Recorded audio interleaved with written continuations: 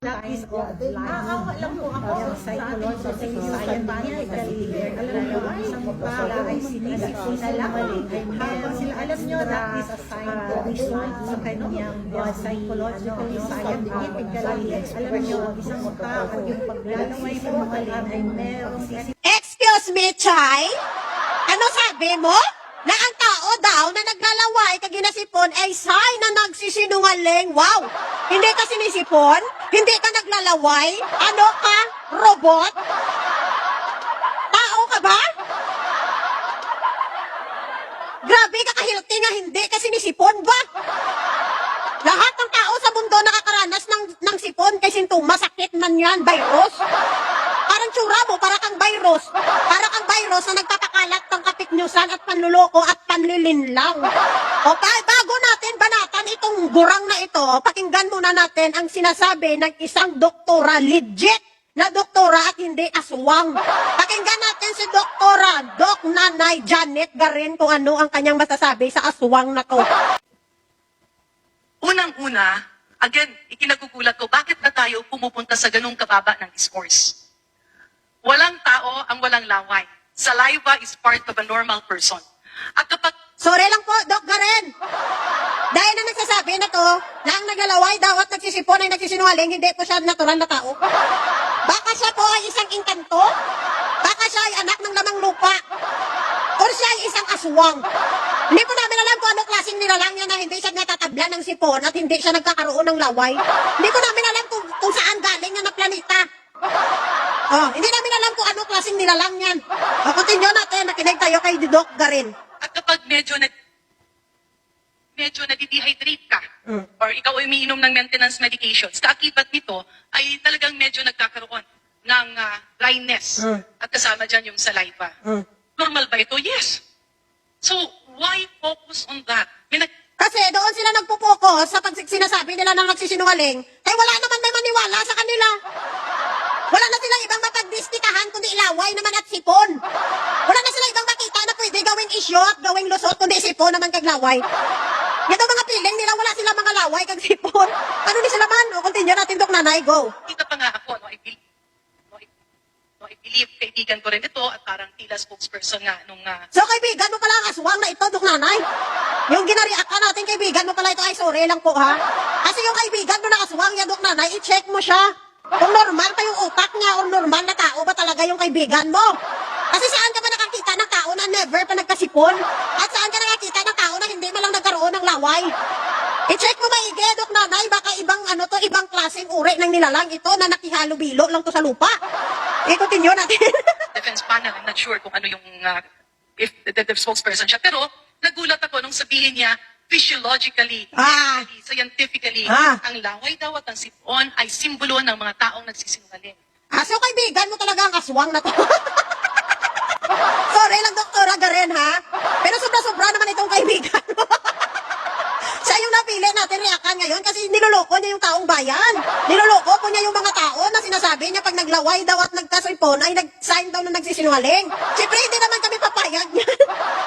So lahat ng tao nagkakaroon ng sipon, lahat ng tao nagkakaroon ng laway. So ibig sabihin, lahat ng tao sinungaling. At kahit yung kaibigang aswang mo sinungaling din yan, Doktora Garen. My God! That's a big lie! Especially for a former official of the government. Ano ba klaseng kaibigan mo to? Dok, may something yung kaibigan mo, Dok. Dapat sini-check up mo din.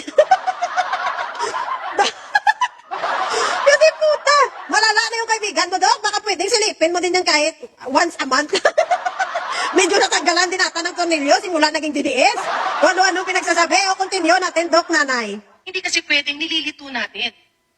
Ang sipon ay isang viral infection na nangyayari sa ating lahat. Correct. At hindi natin dapat putsain ang isang taong sinisipon, lalo na kapag siya'y nagtatrabaho. Wala na nga silang ma-issue, kaya sipon na naman ang napili nila. Parang nakarulita na siguro, bata kasi rulita nila. Ano ngayon ang i-issue natin? Bang! Sipon!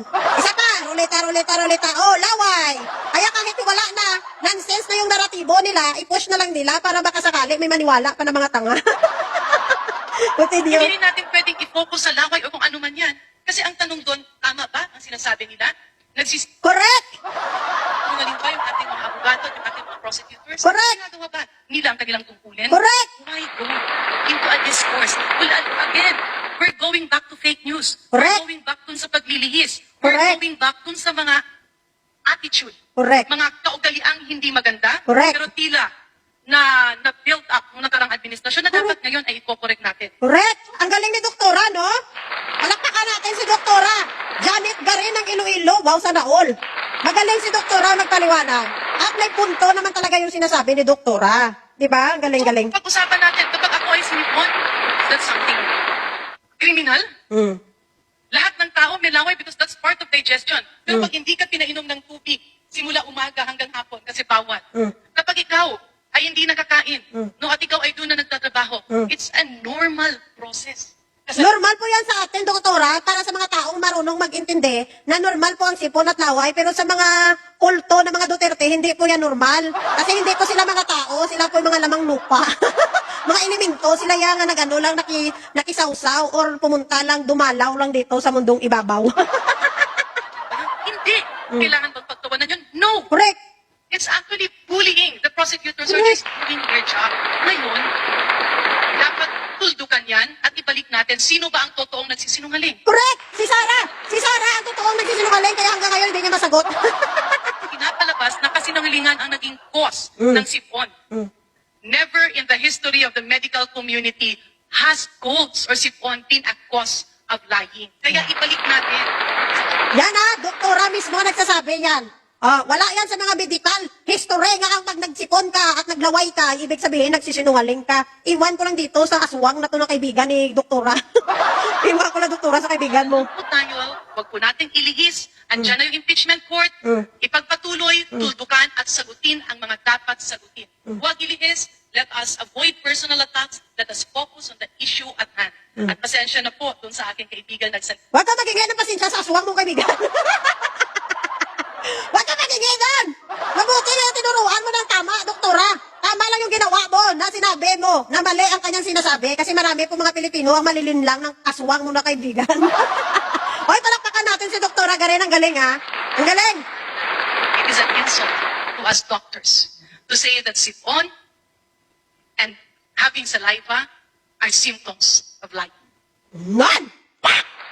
Nag-gets mo na aswang ang sinabi ng kaibigan ng Doktora? It's an insult sa mga doktor na sinasabi mo na ang saliva at ang sipon ay cause ng pagsisinungaling. Bantayan niyo yung aswang, baka bukas may sipon na yan. Pasensya lang, Doktora, kung nabanata natin yung aswang mong kaibigan. Sige, goodbye.